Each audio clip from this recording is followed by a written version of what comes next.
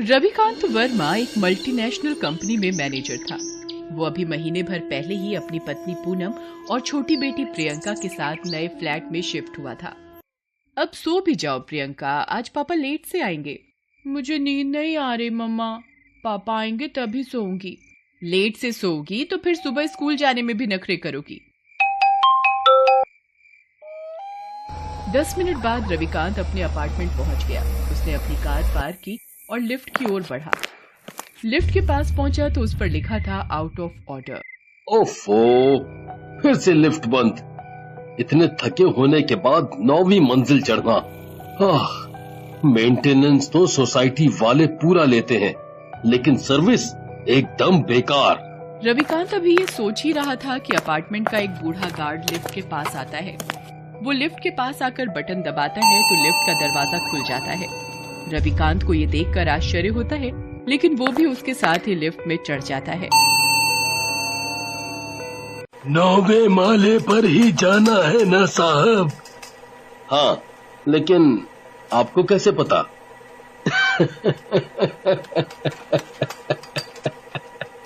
हमें सब पता है साहब, लेकिन हमारा दर्द किसी को नहीं पता।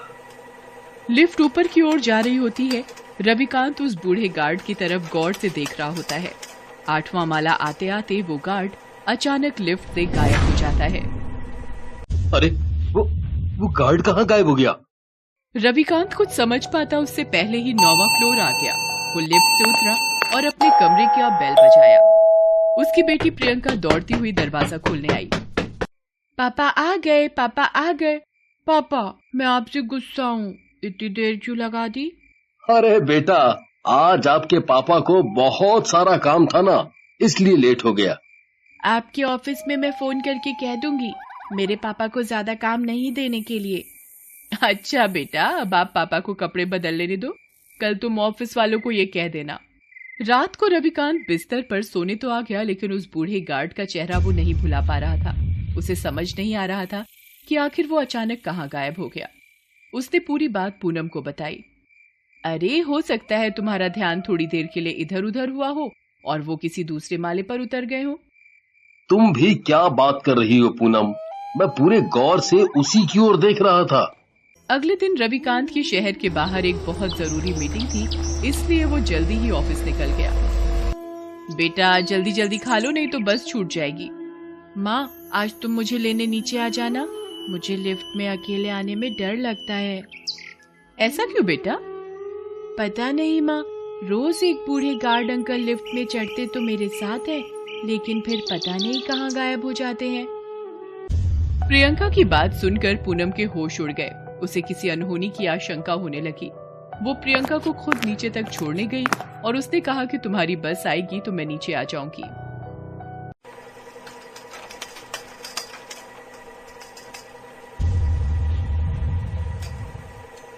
अरे, इस लाइट को क्या हो गया है?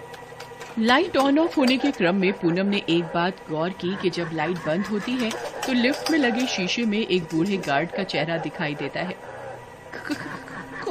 कौन है? कौन है लिफ्ट में? पूनम के ये पूछने पर किसी के रोने की आवाज लिफ्ट से आती है।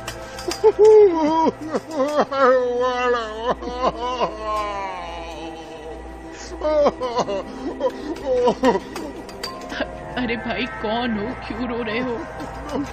क्या तकलीफ है? तभी अचानक लिफ्ट का दरवाजा खुल जाता है। पूनम देखती है कि ये तो उसी का फ्लोर है। वो भागकर लिफ्ट से निकलती है और अपने घर में घुस जाती है।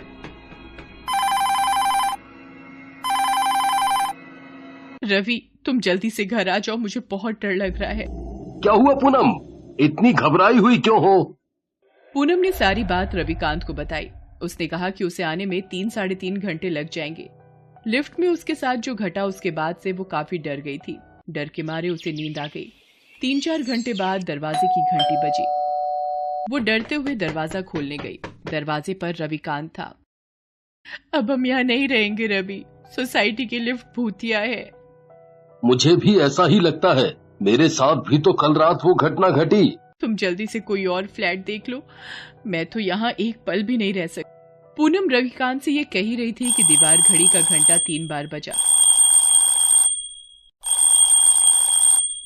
अरे 3 बज गए, मैं तो भूल ही गई थी। प्रियंका की बस आ गई होगी। हमें उसे लाने नीचे जाना होगा। पूनम को लिफ्ट से नीचे उतरने में बहुत ही ज्यादा डर लग रहा था, इसलिए वे सीढ़ियों से ही नीचे उतरे। प्रियंका ने इस समय पापा को देखा तो उनके गले से लिपट गई। फिर वो अपार्टमेंट के लिफ्ट के पास आए। नहीं बेटा, लिफ्ट से नहीं, हम सीढ़ियों से जाएंगे। नो मम्मा, मैं बहुत थक गई हूँ, मुझे सीढ़ियों से नहीं जाना। नहीं बेटा, ऐसे जिद नहीं करते। अरे अभी तो हम सब लोग हैं ना साथ, लिफ्ट से ही चलो ना। वो सभी लिफ्ट में चढ़े, अपने फ्लोर का बटन दबाया। लिफ्ट ऊपर जाने लगी। अचानक लिफ्ट में बिल्कुल अंधेरा छा गया। पापा, ये लिफ्ट की लाइट को क्या हुआ? मुझे डर लग रहा है। अरे अरे डरो मत बेटा, मैं मोबाइल की लाइट जलाता हूँ। क्या हुआ रवि, लाइट जलाओ ना। पूनम, लगता है मैंने मोबाइल ऊपर ही छोड़ दिया है।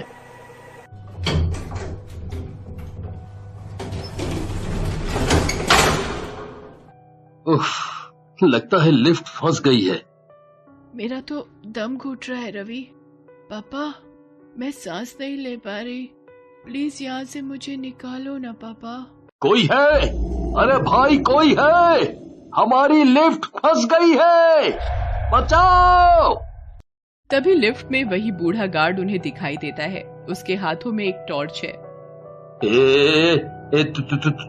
तुम दूर रहो मेरे परिवार से, दूर रहो मेरे परिवार से। अरे अरे साहब, क्यों घबरा रहे हैं? मैं आप लोगों को कोई नुकसान नहीं पहुंचाने आया हूँ, मैं तो आपकी मदद करने आया हूँ। झूठ बोल रहे हो तुम, मेरी बच्ची को भी तुम डराते हो। नहीं बेटी, मैं क्यों डराऊंगा? 2 बार तुम्हारी बच्ची लिफ्ट में फंस गई थी, उसे मैंने ही बचाया। लेकिन आप हैं कौन? मैं इसी बिल्डिंग का गार्ड था साहब। आज से 20 साल पहले आपकी तरह ही एक फैमिली लिफ्ट में फंस गई थी। मैंने उनकी जान बचा तो ली, लेकिन मैं खुद नहीं बच सका। आप जिंदा नहीं है? नहीं बेटी, मैं तो 20 साल पहले ही मर गया था। पता है, मैंने तो उस फैमिली को बचाने के लिए अपनी जान दे दी, लेकिन मेरे मरने के बाद किसी ने मेरे परिवार की मदद नहीं की। वो बेचारे भूखे प्यासे फिरते रहे। मेरी पत्नी और बेटे की भूख से ही मौत हो गई, भूख से मौत हो गई। उस बूढ़े गार्ड की बात सुनकर सभी की आंखें भर आईं।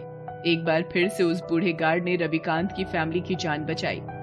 रविकांत ने उससे पूछा कि वो उनके लिए क्या कर सकते हैं, तो उसने कहा, साहब, हम जैसे गरीब लोगों का भी परिवार होता है, उसकी भी जरूरतें होती हैं। अगर हमारे साथ कोई दुर्घटना हो जाए तो हमारी फैमिली के दर्द को भी लोग समझे, उनकी मदद करें। बस यही चाहता हूँ मैं, और कुछ नहीं। सोसाइटी की अगली मीटिंग में रविकांत ने उस बूढ़े गार्ड के बारे में सबको बताया कि कैसे वो मरकर भी आज तक अपनी ड्यूटी निभा रहा है। सोसाइटी वालों को अपनी भूल का भी एहसास हुआ जब रविकांत ने ये बताया कि कैसे उसके मरने के बाद उसकी फैमिली भी नहीं बची। तब सभी सोसाइटी के लोगों ने अपने यहाँ के हर गार्ड का बीमा करवाने का फैसला लिया और उसका प्रीमियम सारी सोसाइटी मिलकर दे, ये तय हुआ। उस दिन के बाद उस बूढ़े गार्ड के भूत का वहाँ दिखना बंद हो गया। Thanks for watching.